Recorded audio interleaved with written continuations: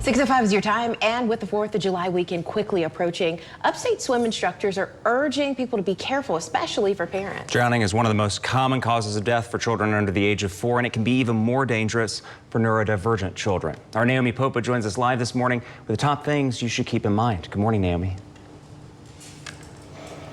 Aaron, Destiny, good morning. It's a great morning, actually, to learn all about swim safety. So knowing from, holding the edge of the pool for a child to bright colored swimsuits and even flotation devices, I got the full rundown of things parents should know to make sure that their kiddos stay safe this summer. That's all from a local Upstate Swim instructor. The first thing being a designated water watcher, somebody who is only responsibility is to sit there and watch over the kiddos while they're in the water. That's in and around the pool as well.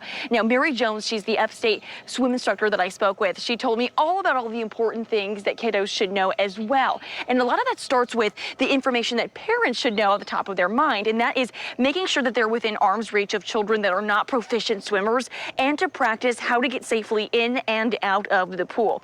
Now, this means teaching your children how to walk down the wall, as I mentioned earlier, and be familiar with ladders or other means of exiting bodies of water. Life jackets are always a good idea, according to Jones, but specifically those marked with a tag clearly stating U.S. Coast Guard approved.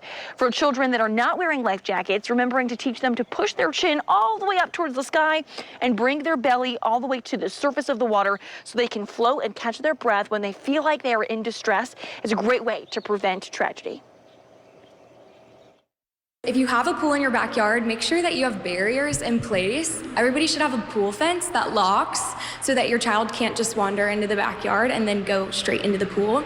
Another thing that you could do is also deploy a pool cover. They make ones that are not permeable, so that could be another resource as well if you want to opt out of the pool fence.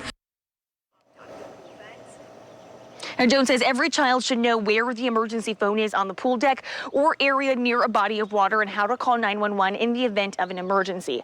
Additionally, children should know how to self-rescue. This is incredibly important. This means knowing where the edges of the pool are and how to grab onto it independently. Jones says parents should teach their children what to do in a moment of distress, and that's to float on the surface of the water until they've regained their breath, as I mentioned earlier. Now, another quick reminder as you head out the door, making sure you purchase bright colored swimsuits for your children. That's very, very important. I'm going to show you just a quick demonstration here, and we'll break this down a little bit more in just a couple of minutes, but you can clearly see how much of a difference underwater that pink is versus that light blue color. So making sure you're putting your children in bright colored swimsuits, and God forbid they jump into the pool or go to reach something that's inside, maybe a flotation device or even a ball that you leave in the water and you don't know where they are, wearing that bright colored, neon colored suits can help you find them. Reporting live here in Spartanburg County, I'm Naomi Popa, WYFF News 4.